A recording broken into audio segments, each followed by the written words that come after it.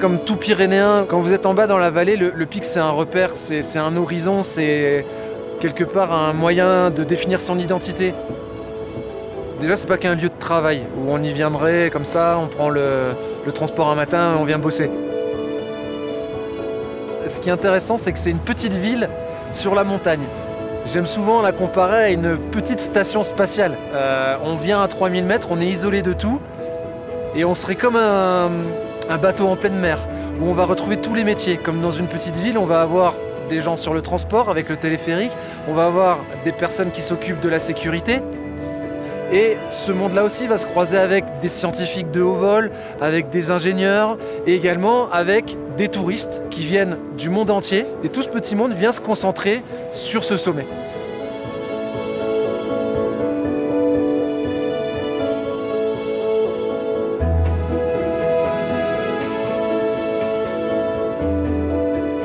La vie au pic, des fois, elle n'est pas facile. Mais clairement, elle a une intensité que je ne retrouverai jamais ailleurs. Et c'est ça un petit peu l'ordinaire exceptionnel.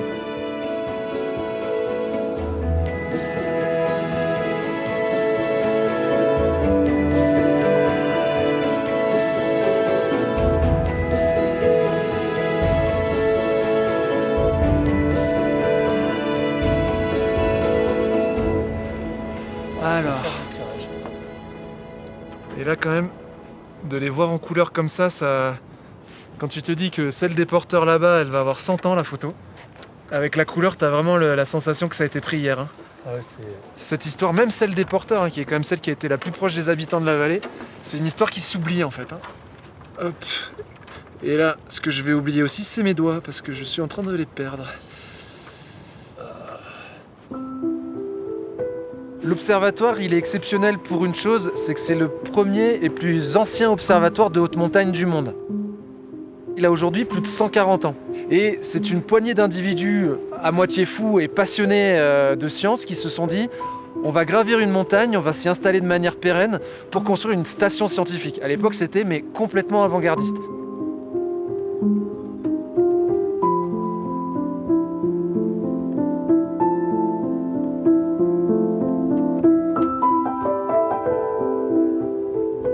Arrivé au milieu des années 70-80, les projets internationaux vont venir chercher des endroits exceptionnels dans le monde pour installer de plus grands observatoires encore.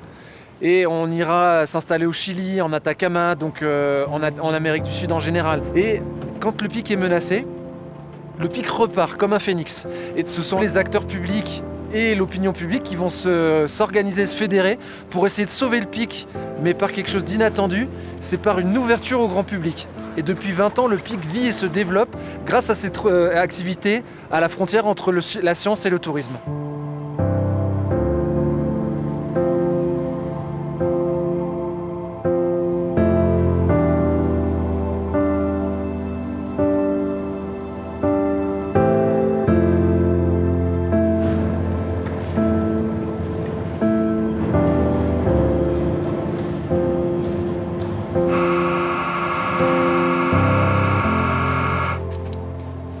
C'est bon.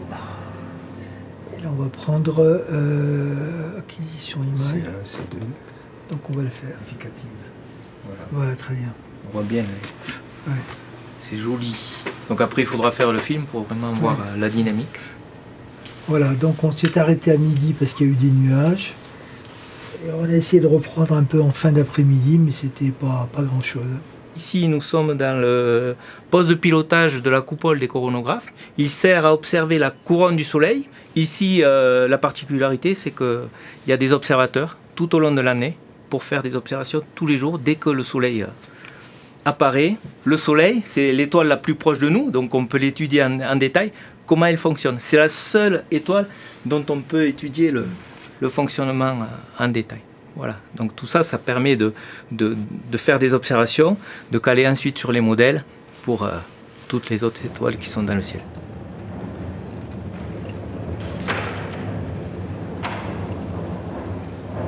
Dans la longue histoire scientifique du Pic du Midi, le Pic a accueilli énormément de disciplines différentes. Et dans les années 1930, un opticien de génie qui s'appelait Bernard Liot a inventé une technique pour fabriquer des éclipses artificielles à la surface du Soleil, ce qu'on appelle la coronographie. Et donc, on a découvert toutes ces protubérances qu'on appelait les flammes du Soleil à l'époque. Et depuis les années 1930, au pic du Midi, on observe le Soleil à travers ces coronographes qui ont été inventés ici. C'est un sommet vraiment exceptionnel et qui, pour cette raison, va être protégé comme patrimoine mondial de l'humanité, de l'UNESCO. Pas uniquement parce que c'est le premier observatoire au monde, en haute montagne, mais aussi parce qu'il y a au sommet la rencontre entre la science et le grand public. Et il y a cette espèce de synergie entre les deux qui fait que le sommet est vraiment un lieu de rencontre exceptionnel.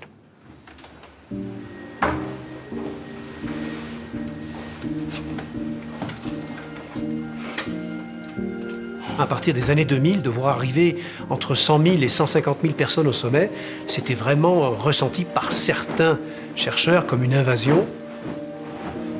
Mais très vite, on s'est habitué et même on profite beaucoup d'avoir ce grand public qui monte. Pour nous, c'est un moyen de rayonnement national qui est extraordinaire pour les scientifiques.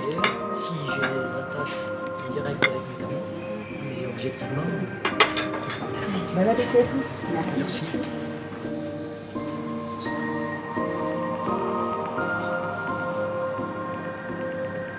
C'est une vraie chance de pouvoir travailler au Pic du Midi parce que d'une part je suis natif d'ici, d'autre part j'adore la montagne, ce qui fait que j'ai la capacité de pouvoir travailler dans un environnement comme le Pic du Midi qui est quand même exigeant, complexe, de par les enjeux, les challenges que l'on peut avoir en cuisine à cette altitude-là. Avec l'altitude, on a des changements dans le degré d'ébullition, ça c'est la première chose. On a aussi des changements dans le goût. Le goût peut changer d'une altitude à une autre, surtout avec de grandes différences comme ça. Avant de travailler ici, il faut d'abord aimer, je pense, la montagne. On peut se retrouver dans les tempêtes, on peut se retrouver bloqué pendant plusieurs jours. Donc il faut savoir gérer la solitude, gérer l'altitude, le confort qui peut être spartiate. Parfois on compare ça effectivement à un voilier dans la tempête avec le vent, les embruns, la neige. C'est quelque chose à vivre quand on aime aussi un peu l'aventure. On n'a pas le quotidien ici n'existe pas. Ah, quand on se regarde si on a encore les encombrants du chantier. Ah, voilà.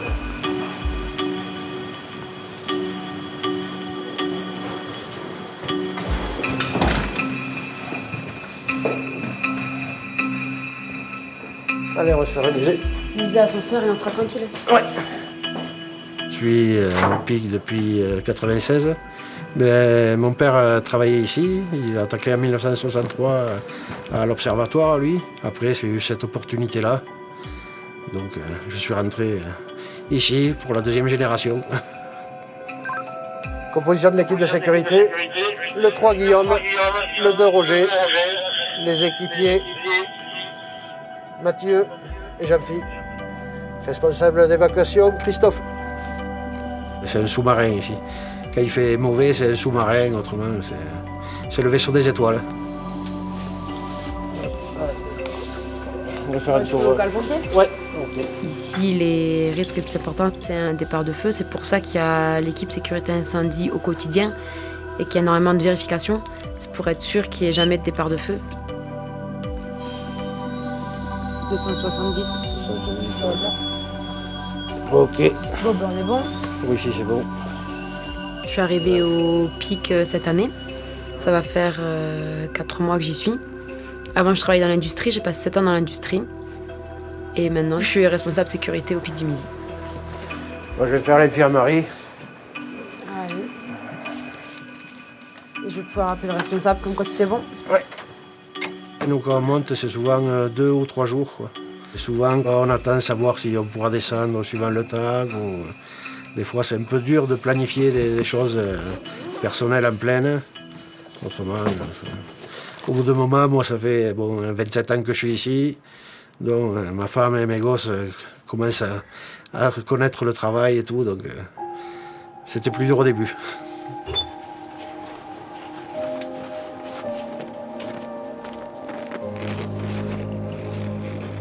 Le Pic, on sent que c'est un peu un emblème, ça met un peu des étoiles dans les yeux à tout le monde, à dire tu vas travailler au Pic, quelle chance, etc. Et maintenant, c'est plus rentrer dans un quotidien où du coup, c'est le lieu de travail. Donc c'est vrai que tous les matins, c'est chouette de se réveiller avec un joli lever de soleil. Mais ça rentre dans le quotidien et c'est sûr que c'est un rythme différent.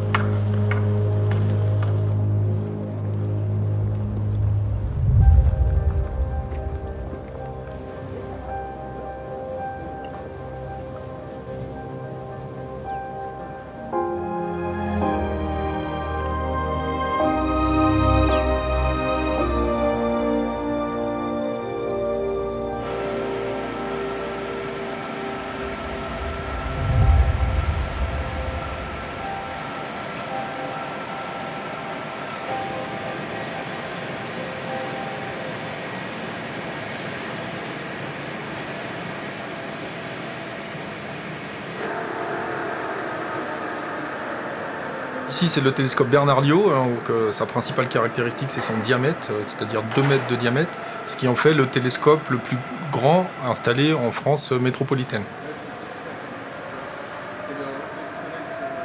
Nous, en tant qu'opérateurs au télescope, on est responsable donc, du pilotage, donc, du pointage du télescope sur les étoiles.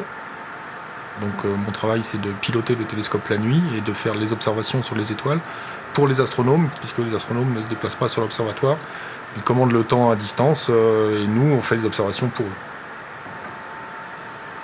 Et donc, en observant les mêmes étoiles de nombreuses fois, sur des semaines, des mois, voire même des années, on arrive donc à étudier tous les cycles magnétiques, le cycle complet magnétique sur d'autres étoiles que le Soleil.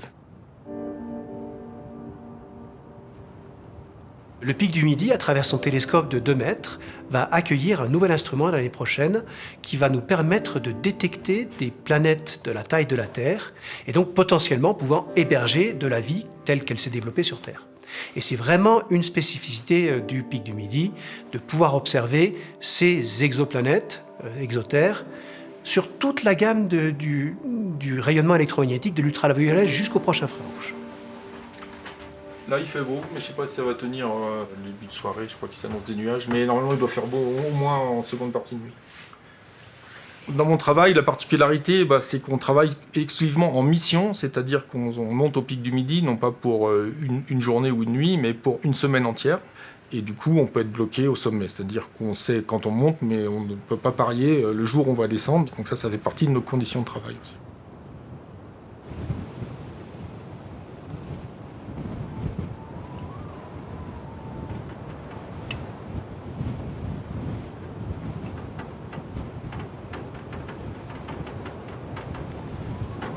Quand il y a du vent et une absence totale de visibilité, là on se retrouve à l'âge de pierre. Le plus gros blocage depuis 2010, il y a eu 21 jours consécutifs. Néanmoins, il y a tout à relativiser. Bon, au 21e siècle, ça fait drôle quand on voit que quelque chose s'arrête. On n'aime pas l'absence de mouvement. On se dit mince, là on maîtrise plus. On reste en montagne. Avant le téléphérique, on montait au Pic du Midi pour 3 mois. Donc c'était la durée normale de vie sur le pic. Aujourd'hui, le plus gros blocage en 20 ans, c'est 21 jours. Ça fait relativiser quand même la difficulté.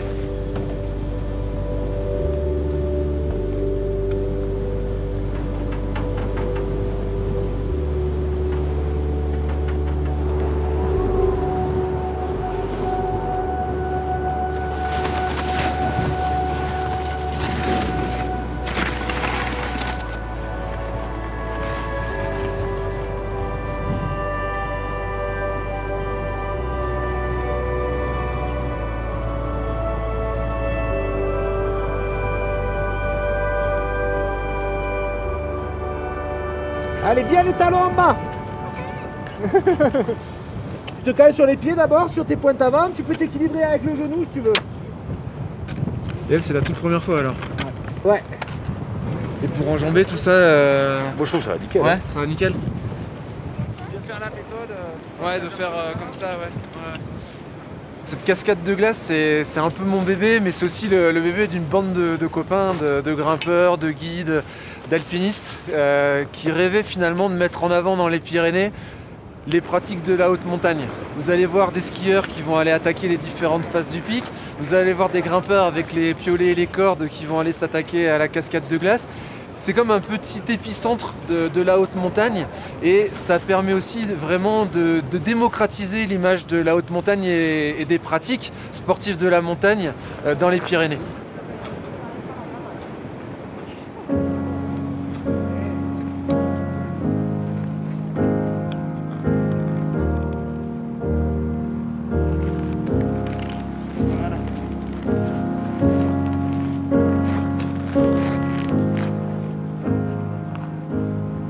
Le pic, il est connu forcément pour la journée, mais ce qui fait aussi la magie de ce lieu, c'est la nuit. Et aujourd'hui, pour le grand public, on peut y dormir à près d'une trentaine, mais c'est un peu le concept de l'hôtel où on vient pour ne pas dormir. Alors d'une part parce que c'est quand même bien dommage de rester dans sa chambre quand vous avez quand même un des plus beaux ciels du monde qui est au-dessus de votre tête.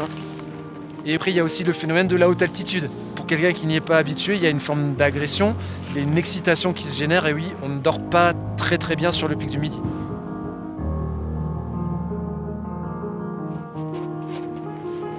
On va recentrer la lune. Hop.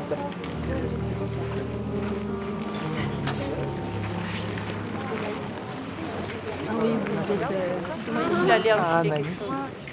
Et si on grossit, on va voir les cratères.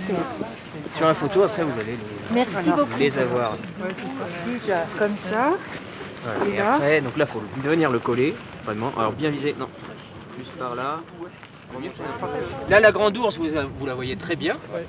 Si vous regardez, elle est juste à côté. On voit la Voie lactée, elle passe juste à côté de Sirius. Après, la Voie lactée, elle va continuer. Elle va aller se coucher plutôt dans cette direction-là. Et vous voyez une étoile très brillante. Donc ça, c'est Sirius là-bas. L'étoile qui brille très fort. Après, si vous regardez à droite de Sirius, vous avez d'abord Orion. On va faire. Donc on voit bien Orion. Là, vous avez les 3 étoiles alignées. Et alors là, si vous regardez un peu du coin de l'œil, vous pouvez peut-être apercevoir que le point du milieu, c'est pas un point, ça fait une petite tache. C'est un peu difficile à voir, mais quand on regarde du point de l'œil, on voit que ça brille un peu plus. Donc là, vous avez l'exemple qu'en astronomie, quand on veut voir un truc, il ne faut pas le regarder. Effectivement, il faut regarder à côté et on arrive à l'apercevoir.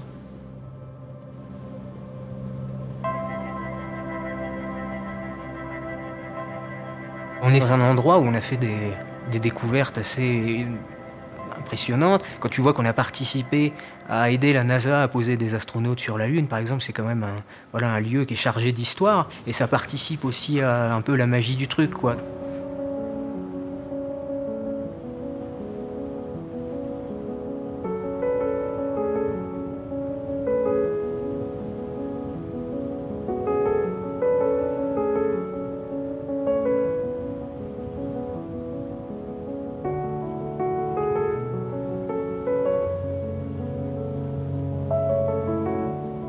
Tu peux pas te lasser trop d'un endroit pareil, quoi. Donc, il y a peu de gens qui voient des choses aussi jolies depuis leur bureau, quoi, je pense.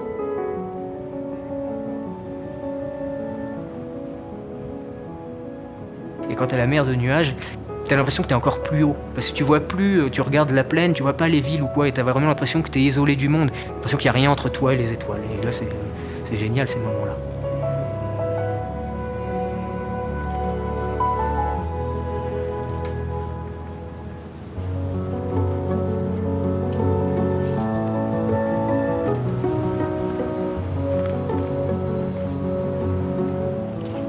À un moment, je pense qu'on se cherche tous dans la vie un sens, une structure, un horizon.